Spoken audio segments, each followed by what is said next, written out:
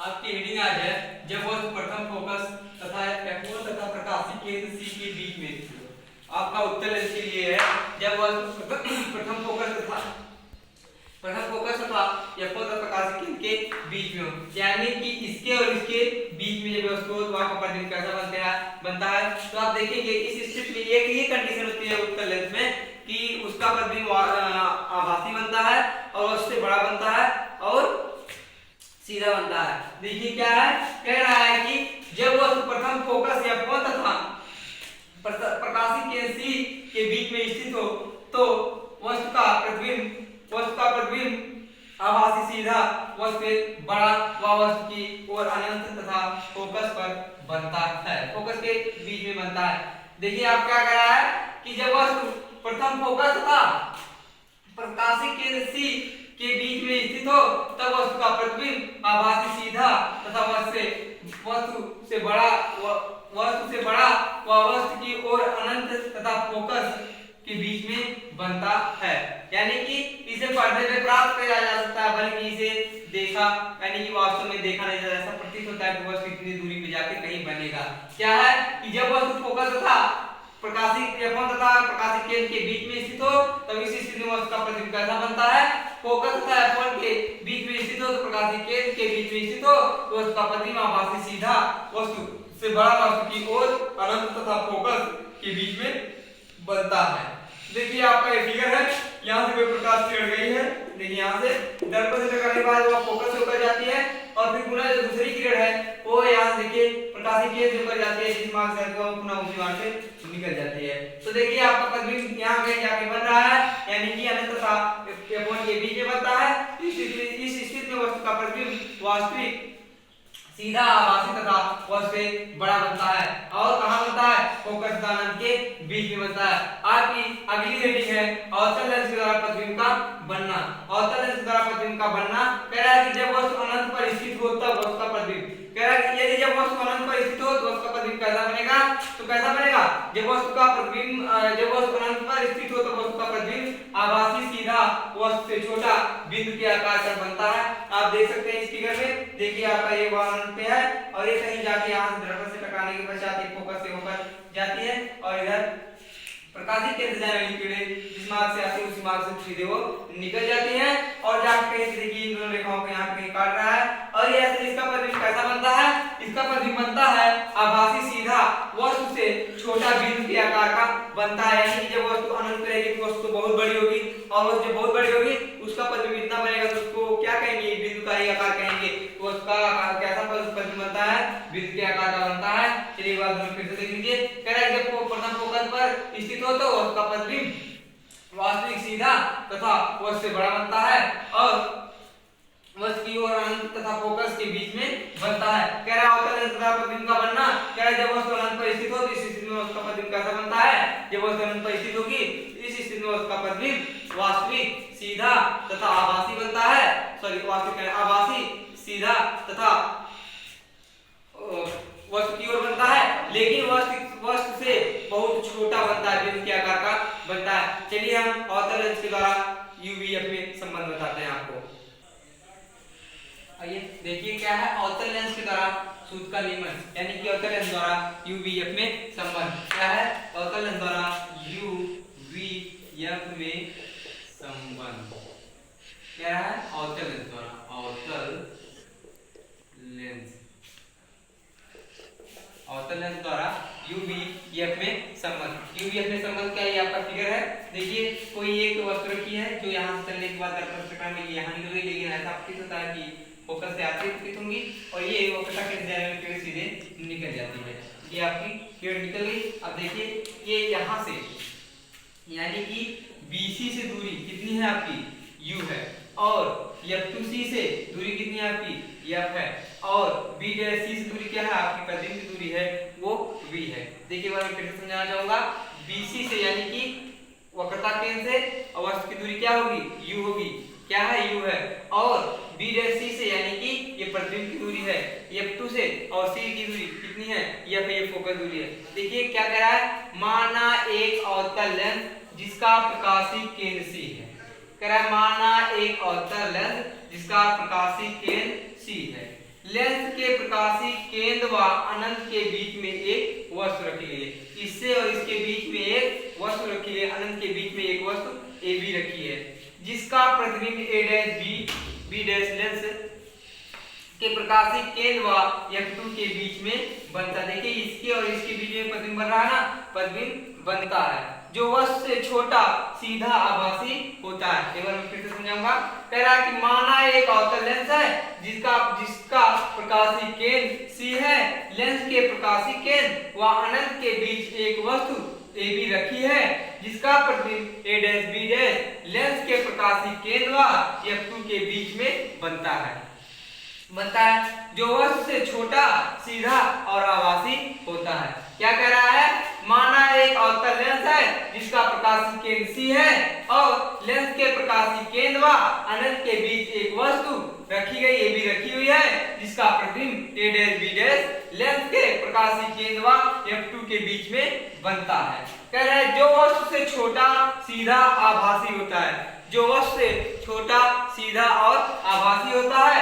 अब देखिए चित्र में कह रहा है वस्तु की दूरी, यानी कि वस्तु की दूरी यहां से यहां तक की दूरी क्या है? BC है ना, तो BC बराबर क्या है? U है। आपको हमने इससे पहले दर्पण पढ़ाया, दर्पण में हमने आपको बताया है कि जितनी दूरियां होती हैं अवतल दर्पण या अवतल लेंस में सब ऋणात्मक ली जाती हैं, इसलिए यहाँ पे ऋणात्मक होगा। देखिए वस्तु की दूरी BC बराबर क्या है? माइनस U है, और क्या है? प्रतिबिंब की दूरी B डैश C है जो माइनस B है, और फोकस दूरी FC है और उसका क्या है? माइनस F है। तो देखिए आपको हम एक बात थोड़ा सा लॉजिक बता देते हैं ऐसा क्यों होता है। आप लोगों ने मैथ में पढ़ा हुआ चतुर्थांश पढ़े है ना, चतुर्थांश पढ़े हैं। ये होता है आपका x डैश, ये होता है x, सॉरी ये ax डैश, ये x, सॉरी ax डैश है और x,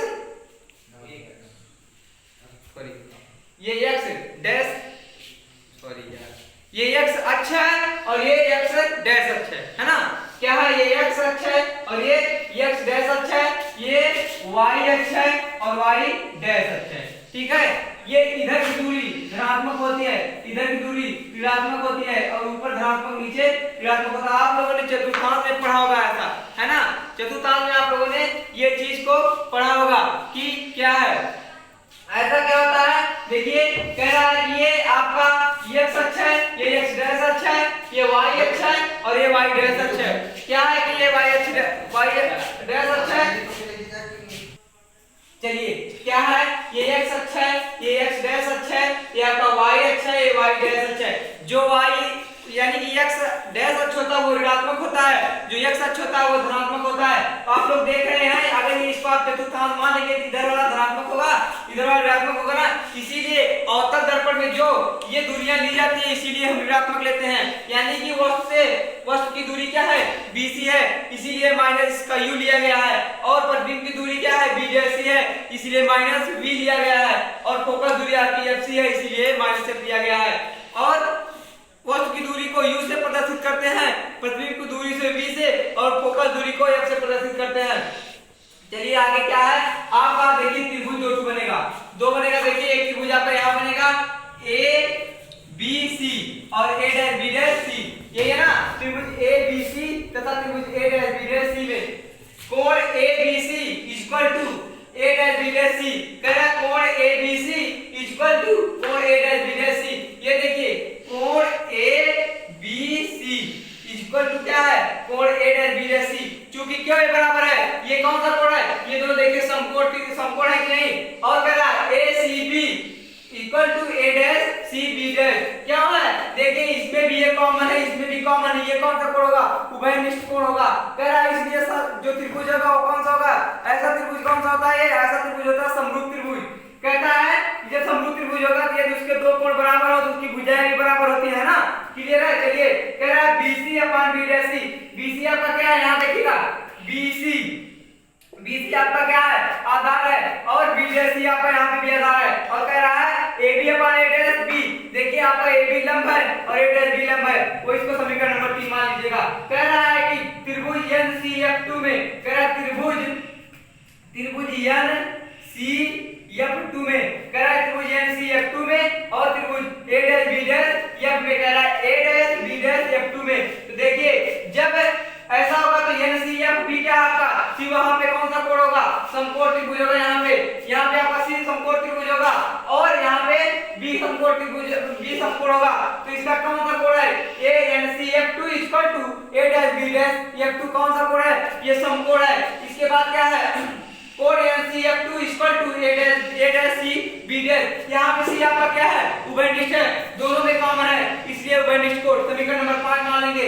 इसलिए ये भी क्या होगा आपका, ये भी त्रिभुज आपका समरूप होगा। यदि किसी त्रिभुज की दो कोण बराबर हो तो उसकी भुजाएं बराबर होती हैं, इसलिए उसको समरूप त्रिभुज कहा जाता है। चलिए देखिए F2C अपान F2B डैश F2C, यानी कि F2C ये क्या आपका आधार है, F2B डैश क्या आपका आधार है, बटे में लेकर F2C बटे में F2B dash equal to NC upon AB A dash B dash. ये आपका NC क्या है, आपका ये लंब है और यहाँ पे A डैश B डैश भी लंब है। आपको NC बराबर AB यानी कि ये बराबर इसके है, चूंकि ये क्या है समांतर है, इसलिए MC बराबर AB होगा। जहां पे MC आएगा वहां पे हम AB रख सकते हैं। चलिए क्या है कि देखिए यहाँ पे MC की जगह पे हमने AB रख दिया, समीकरण नंबर 5 मान लेंगे। इसके बाद क्या है समीकरण 3 और समीकरण नंबर 4 से, समीकरण 3 और समीकरण नंबर 4 से कह रहा है कि F2C upon B dash C equal to BC upon B dash C, यानी कि जो यहाँ पे इसका बराबर है ये किसके बराबर है, यहाँ पे देखिएगा इसके बराबर ये है कि नहीं, है ना, इसके बराबर ये है, इसीलिए हम इसकी जगह पे हमने ये रख दिया।